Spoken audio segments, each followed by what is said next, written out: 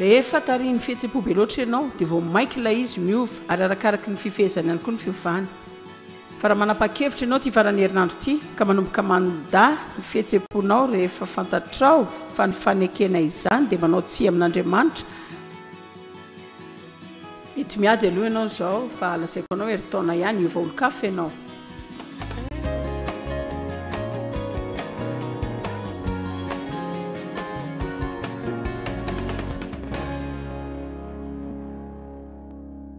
Tsy manana fahafahana mijana amin'ny fahatezeranao satria misy olona mandratra ny foko. Tsy manana fahafahana mitendra tsy olona aho satria tsy tiako izay nataon'izy ireo. Izay nomena betsaka dia takiana betsaka. Ary misy aminareo mangataka zavatra amin'Andriamanitra izay tsy niomananareo tantanana akory. Satria ianao mbola miaina betsaka amin'ny fihetsem-ponao. Dao lazainao ilay vehivavy zaho hitanao fa leo ty lehilahy ty ao. Lazaiko anao isaky ny mahita azy ao dia tena misy an'izany hoe veriko fa avy amin'Andriamanitra. Tena no veriko fa Andriamanitra mampiseho alay ho vadiko mihitsy. Amen. Ny zavatra voalohany raha efa manambady izy dia fantatrao avy hatrany fa tsy avy amin'izany fa mbola misy kristiana manao izany ihany. Fonao fa tena izany mihitsy. Dia manomboka ilay adalana ohatr'izao zareo hitanao tsy tokony hanambady olo io aho kay tian'Andriamanitra hitsy izany zao. Mba avelao aho. Hoy ianao ahoana no aizako azy tena manetsi-po avy foana isaky ny mahita azy aho ahoana no aizako azy. Mety tsy hainao fa lazaiko anao ny aizanao azy. Raha omeko anao ny vali ny aizanao izany hodrinao ve izany? Hainao ny alalana izany? Entinao mbavaka dia akomono ny vavanao. Tsy mandeha milaza amin'olona rehetra ianao izay verinao sy izay tsapanao dia tsy handeha laza amin'ilay lehilahy ihany koa ianao. Mino fa teny ivady tokoa tsika. Tena izany mihitsy ny ataon'ny olona. Ka na dia tokony hanambady azy ianao dia ampatahotra azy. Dia mivavaka ianao, manakomona ny vavanao. Eny hoe aho dia andrasanao izay ho ataon'Andriamanitra. Mba marina raha ataonao ny sitrapon'Andriamanitra tsy hanan'olana ianao hanao izany. Raha mitady ny sitrapon'Andriamanitra tokoa ianao tsy hanana olana ianao hanao izany. Raha tena mitady ny sitrapony ianao. Izany hoa raha mitady ny sitrapony ianao dia tsy hanana olana ianao hanao izany.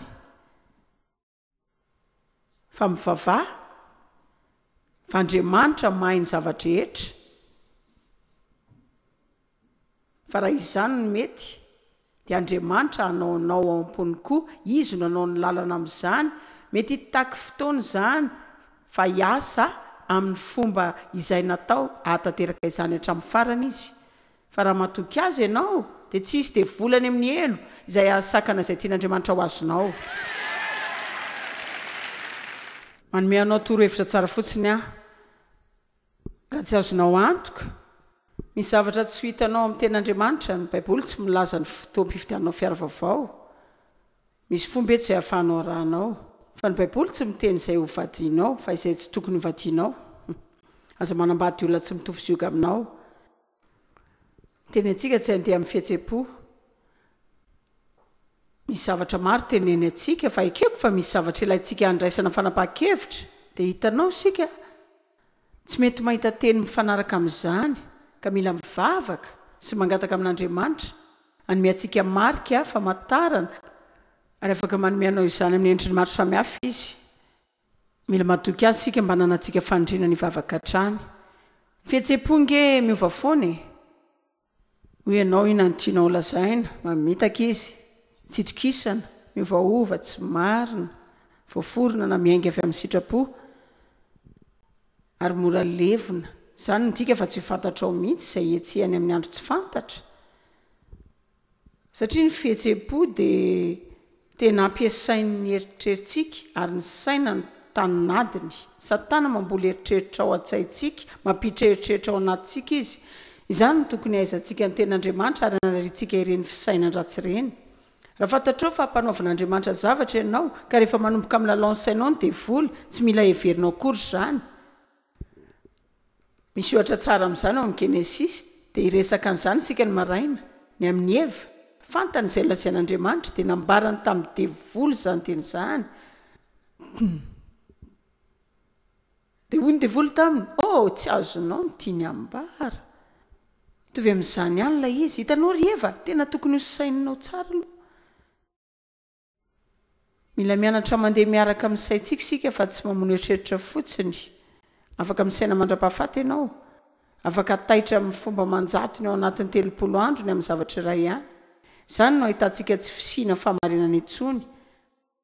Ahitantsika olona milaza hoe tsy hita izay atao dia avy eo mandeha amin'ny eritreriny sy manao izay lazainy.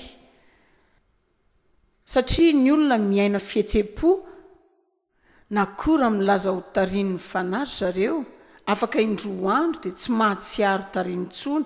Izany mihitsy ny lazan'ny Baiboly hoe mialohan'ny hananganana trano dia tsara aminao no mandinika sy mamakafaka mba ahafantaranao raha ho vitanao ilay trano.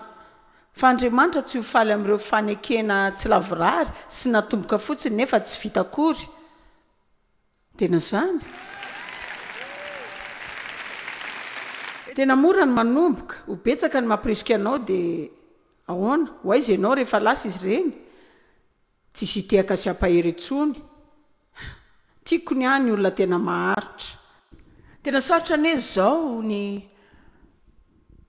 mahita olona mijanona amin'ny asany 520, 20, 520 taona. Izay no tokony ho izy, tokony izay no izy, fa tsy izany intsony. Dia misy olona aza milaza fanao zavatra izy ireo ataony amin'ny 2 na 3 volana eo, fa tsy ataony intsony izany izao, fa izao no inoko hoe ny famerimberenana no tena amezantsika zavatra iray. Ny famerenanao izany dia mamerina, dia mamerina, dia mamerina, dia mamerina, dia mamerina mandra-pandrokanao ny devoly. Dia fantany fa tsy miasa ianao ary tsy hiala amin'izany na hijanona an-dalana ihany koa. Dia ianao koa tsy ilay tany-po fotsiny ianao hoe amin'ny alatsinaina, ny 9 amin'ny talata. Tena mora ny manao sini fa hiasa amin'ny fitaizana zaza rehefa engavian'ny pastera fatratra ianao fa sarobidy ireo ankizy kely ireo. Mandra-pitoeranao herinandro ka ahitanao ankizy iray marary kiboka ianao ny karakara azy. Dia tapika ianao dia hoe tsy natsinao amin'ny fitaizana zaza intsony aho. Misy kristianina miova asa isaky ny 3 herinandro.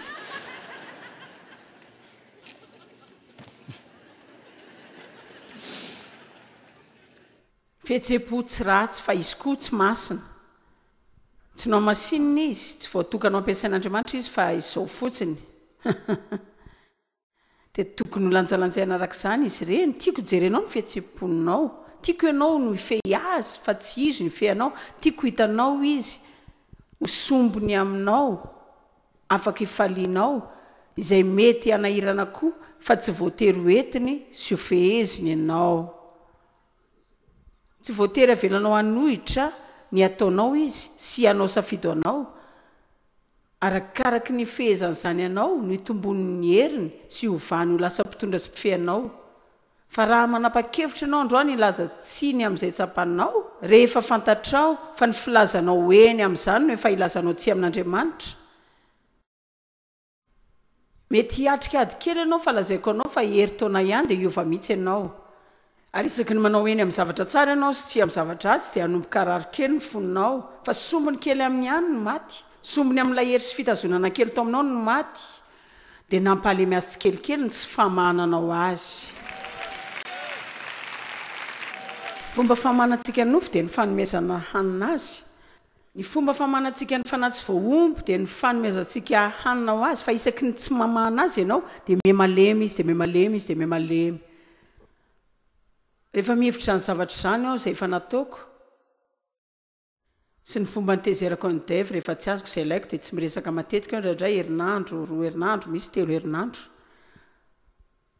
Dia tena malahelo aho, dia mikatona hatramin'ny vavoniko, dia marary ny andoha, marary ny tenda, marary ny lamosina, dia kizitina sy krina aho, dia tsy miaraka mijery tele amin'olona koa aho dia tsy miray lamba aminy aho mba tsika siany ahy dia ahoana satria tsy azoko izay ilaiko tsy fahafahana zany ny fahazon'izay tianao tsy fahafahana akory zany ny an'olona ny lazaina fahafahana dia ny fahaizana manao eny amin'Andriamanitra tsy amin'ny tenanao kanefa mbola faly ihany ianao na tsy mahazo izay tiana azy tady vehivavy afaka ianao tsy voatery ho azy izay ilaina vao faly ro herinandro teo nangatadavatra tamin'ny Devy dia izy nao za tsy hanao izany le izy anao fanatanjahantena iny indray alina dia hoe manina raha mba mijana miaraka amiko ianao dia izy hoe andeha dia hoe tamin'ny voalohany narary ala izy kanefa hoy aho hoe manatsafidy aho dia hoy aho ny teny mafy efa lasa nivoaka izy iny dia hoy aho tsy voatery izay azoko no hafaly ahy andeha ankafiziko ny aliko amen fantatro fa tia izy tsy hoe tsy tia izy akory fa misy antony fa izay fotsiny tiany atao dia hitanao ny lehilahy tsy tena mahazo ny ilain'ny vehivavy zareo tonga dia lasany hitanao zao zany sheria tena tiako hiaraka amiko ato an-trano ianao androany aza mandeha ho ahy non andeha efa 20 taona ve dia mbola tsy azonao ihany fa manampy ara-toro tena ange izy raha tsy devy ny vadiko mety tsy nanana toroteny angamba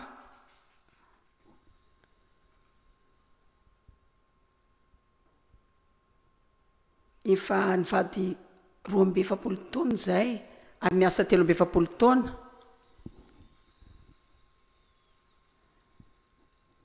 ka rehefa mitory zavatra aminao aho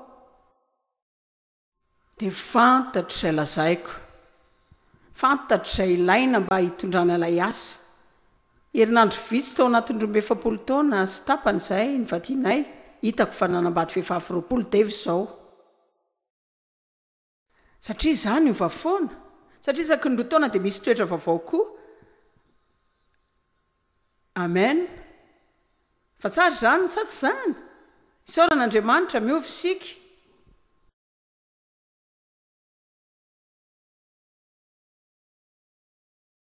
ny fo indraindray manampy fa misy fotoana mandratra fa zao no azo antoka miova foana izany ary matetika tsy tazana loatra zeo ratsy izy na koa tsara dia tsika ilay tsara fa tsy dia raha itsika loatra ilay ratsy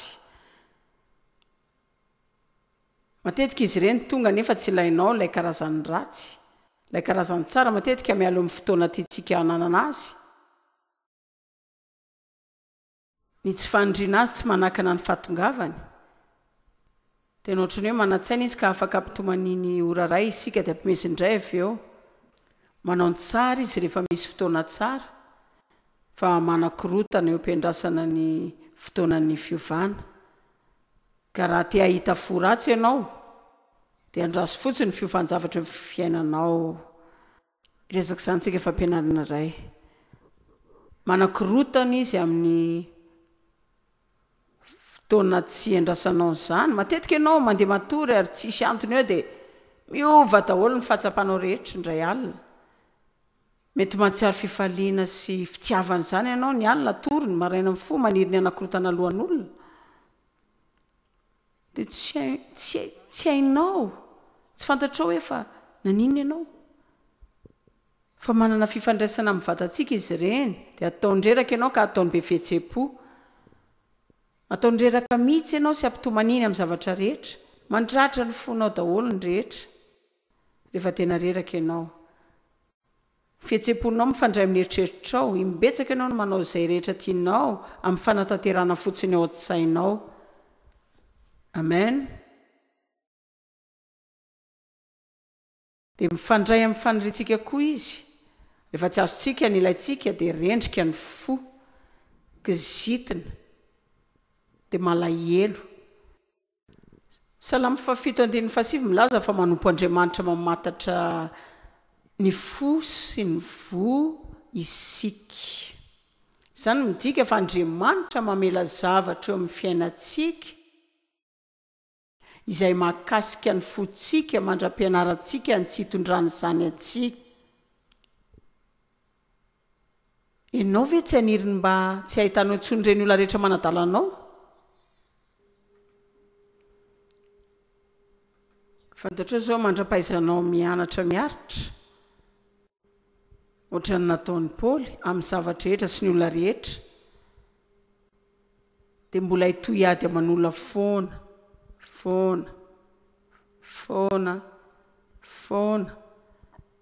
mandra-pianaranao mifehy azy ireo. Aza mivavaka hitiavanao tsy mendrika nefa avy eo tezitra foana mahita olona akaiky anao izay tsy tena karazan'olona tiatianao loatra. Salamo 4:12-17 sambatra faly mahomby mateo ty ny olona izay anarinao. Ny fananarana tsy mahafinaritra. Jehovah sady ampianarinao ny lalanao, fa maninona no anariny isika mba hanomezanao azy hery azona fitsaharana amin'ny andro fahoriana, mandra-piady lavaky ny fahasimbana tsy azo ialana ho an'ny ratsy fanahy. Dia zao dia atao hoe misy olona ny manao tsintsinanao na olona milaza zavatra tsy mombanao dia tena tezitra be ianao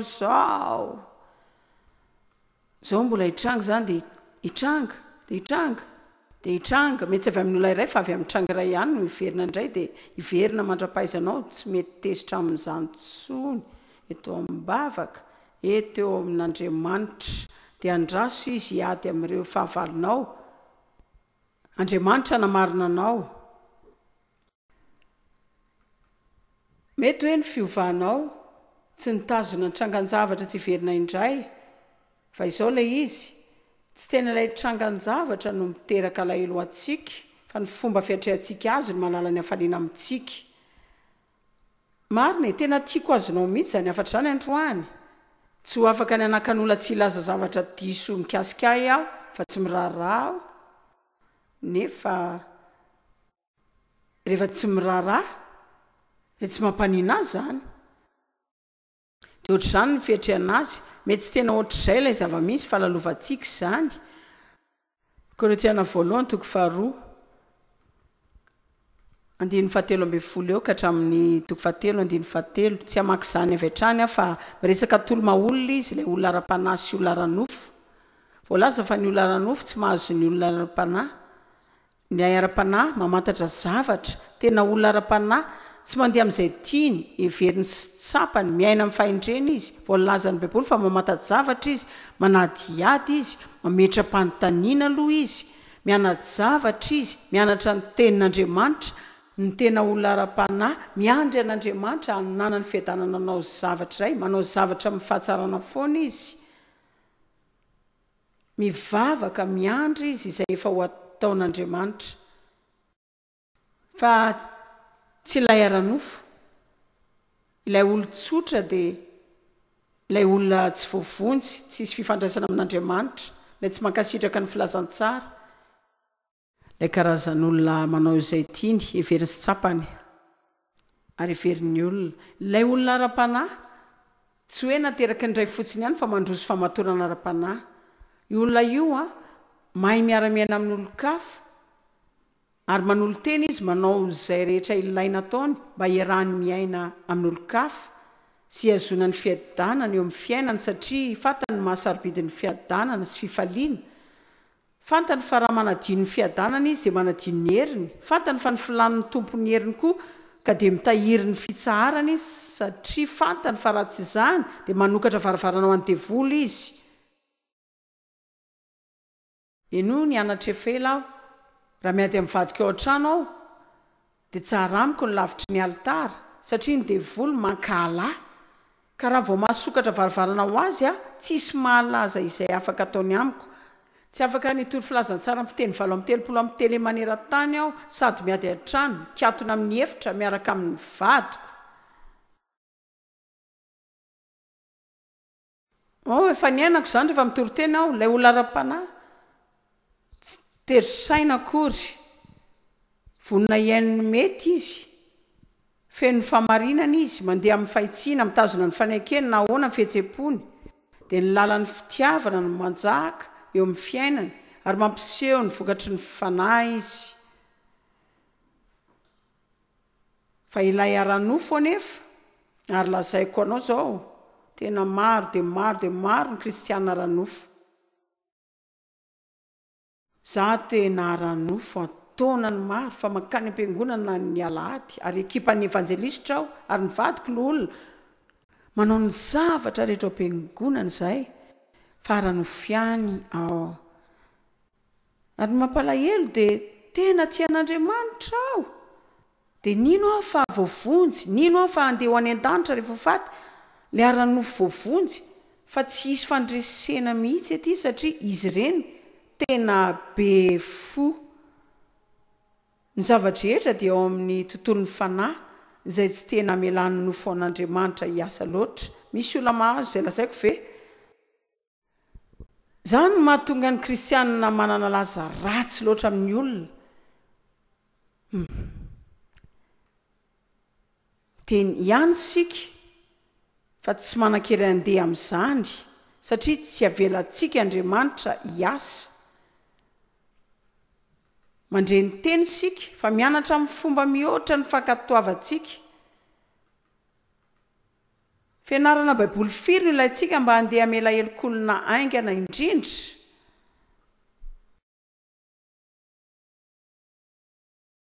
za mitory-betsaka noho ny ataonao marina e fianarana baiboly firy no ilayntsika mba handeha mialohan'ny hanomboana manampy ny mahantra tsy mitaky faminaniana 3 sy 2 misy eo amintsika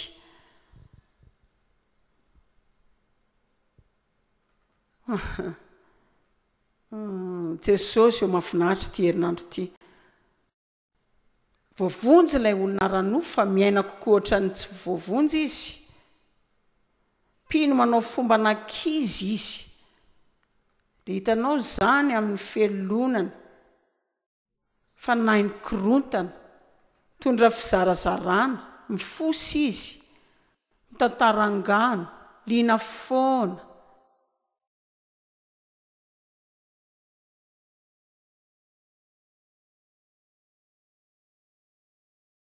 miaina kokoa amin'ny hevitry ny olona noho ny an'i Kristy feno fialonana izy feheziny fandriny